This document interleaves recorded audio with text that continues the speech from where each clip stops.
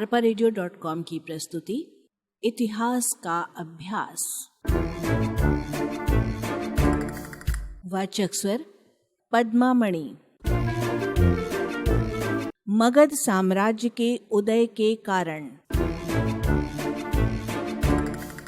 प्राचीन काल में मगध उत्तर भारत के 16 महाजनपदों में से एक जनपद था। भारत में विशाल साम्राज्य की स्थापना का कार्य सर्वप्रथम मगध राज्य ने किया। मगध राज्य एक साम्राज्यवादी शक्ति के रूप में उभरा।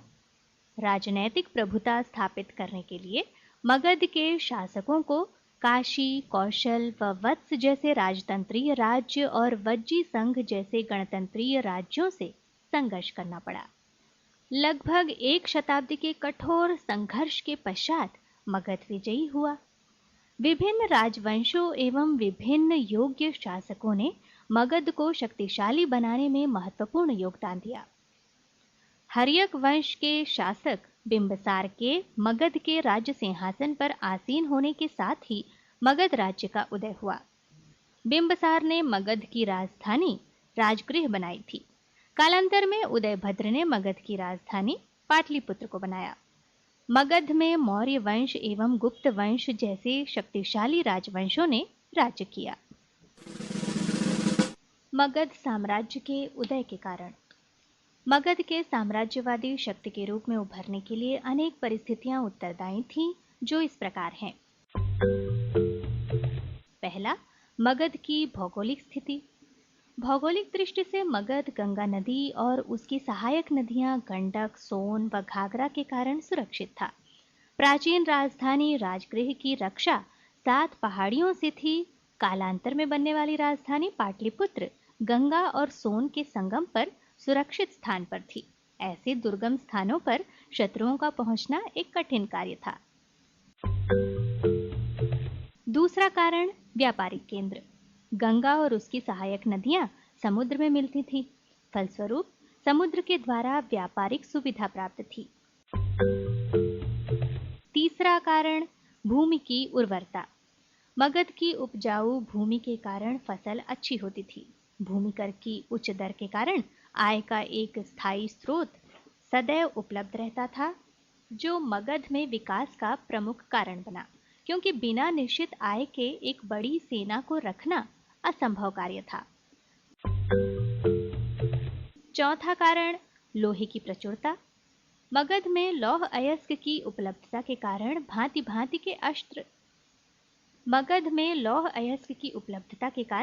भांति भांति के अस्त्र शस्त्र बनाकर आर्यों को जंगल साफ करने में सहायता मिली और साथ ही श्रेष्ठ शस्त्रों का निर्माण हुआ, जिससे एक शक्तिशाली सेना तैयार हुई।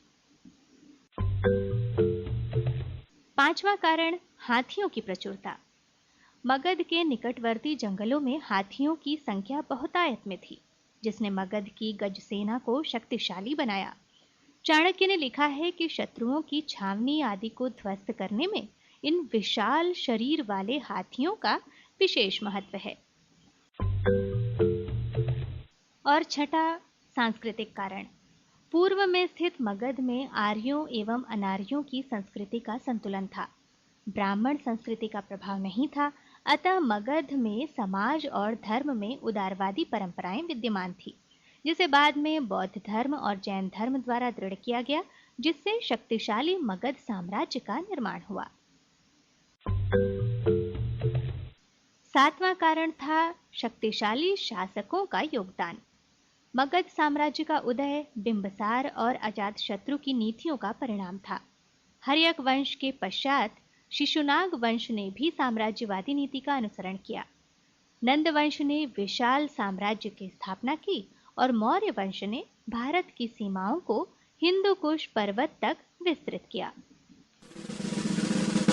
और अब मगध साम्राज्य के विकास में राजवंशों का योगदान। पहला, बृहद्रथ वंश। महाभारत एवं पुराणों के अनुसार वीरिराज वसु के पुत्र बृहद्रथ ने गिरिव्रज को राजधानी बनाकर मगध में स्वतंत्र राज्य की स्थापना की। इस वंश का एक प्रमुख शक्तिशाली शासक जरासंध था, जिसका पांडव भीम ने श्री कृष्ण की सहायता से वध किया। जरासंध की मृत्यु के बाद मगध की शक्ति क्षीण हो गई। दूसरा हर्यक वंश, जिसमें बिंबिसार का शासनकाल 544 से 492 ईस्वी पूर्व। मगध साम्राज्य का वास्तविक संस्थापक बिंबिसार था। वो बहुत शक्तिशाली एवं महत्वाकांक्षी शासक था। बिंबिसार के प्रमुख कार्य इस प्रकार थे। वैवाहिक संबंधों द्वारा स्थिति को दृढ़ करना। बिंबिसार ने कौशल देश की राजकुमारी से विवाह करके काशी का समृद्ध प्रदेश प्राप्त किया एवं अपने राज्य की पश्चिमी सीमा को सुरक्षित कर लिया। बिंबिसार को उत्तर में स्थित वज्जी संघ से सदैव भय रहता था, इसलिए उसने राजकुमारी चिल्लना से विवाह करके वज्जियों से भी मैत्री संबंध बना लिए। अंग पर अधिकार। अंग मगध के पूर्व में चंपा नदी के दूसरे तट पर स्थित था।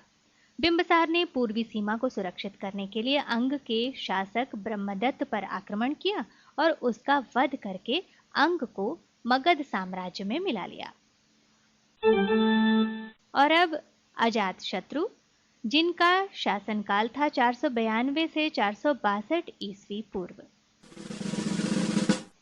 अजातशत्रु ने प्रारंभ से ही साम्राज्यवादी नीति का अनुसरण किया। उसके कार्य इस प्रकार थे।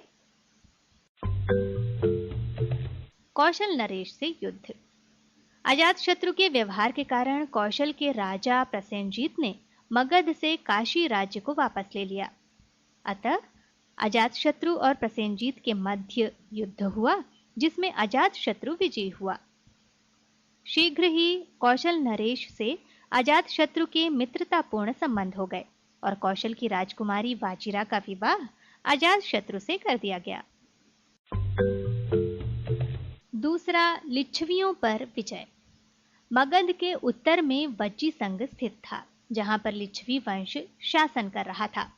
वज्जी संघ अत्यधिक शक्तिशाली था, इसलिए अजातशत्रु ने अपने कूटनीतिज्ञ मंत्री वत्सकार की सहायता से वज्जी संघ में मतभेद उत्पन्न करवा दिए और लिच्छवियों की शक्ति पर विजय प्राप्त की। और अब मगध साम्राज्य के विकास में शिशुनाग वंश का योगदान। शिशुनाग मगध का सम्राट बना और उसने शिशुनाग वंश की नींव रखी। शिशुनाग ने अवंती को मगध साम्राज्य के अंतर्गत ला दिया था। वत्स और कौशल के राजाओं को पराजित किया। मगध की सीमाओं का अत्यधिक विस्तार हो चुका था। शिशुनाग की मृत्यु के बाद कालाशोक शासक बन गया, परंतु उसकी शीघ्र ही हत्या कर दी गई। चौथा, नंदवंश। मगध के महापद्मनंद ने नंदवंश की नींव रखी।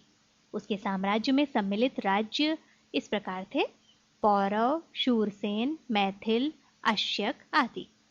एक बड़ा साम्राज्य स्थापित करके उसने एक छत्र और एक राट का पद प्राप्त किया। धनानंद के समय सिकंदर का भारत पर आक्रमण हुआ। चंद्रगुप्त मौर्य ने चाणक्य की सहायता से मगध पर आक्रमण कर धनानंद को मारकर मौर्य वंश की नींव डाली। arparedio.com की प्रस्तुति इतिहास का अभ्यास।